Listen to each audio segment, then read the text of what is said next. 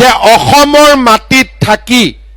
যিসকলে পাকিস্তানৰ দালালি কৰিব কাকো আমি এৰি নিদিও এই কথা সকলোৱে মনত ৰখা উচিত হ'ব মই প্ৰধানমন্ত্ৰী ডাঙৰীয়াক আহ্বান জনাম যে তেখেতক ভগৱানে আৰু শক্তি দিয়ক পাকিস্তানৰ লগতে আমাৰ দেশৰ ভিতৰতো যিবিলাক পাকিস্তানৰ দালাল আছে সেইবিলাকো যাতে মোদী ডাঙৰীয়াই খতম কৰিব পাৰে শেষ কৰিব পাৰে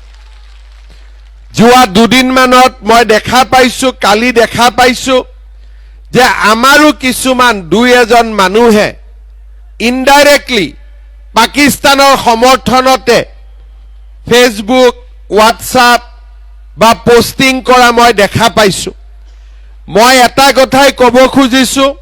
যে অসমৰ মাটিত থাকি যিসকলে পাকিস্তানৰ দালালি কৰিব কাকো আমি এৰি নিদিও এই কথা সকলোৱে মনত ৰখা উচিত হ'ব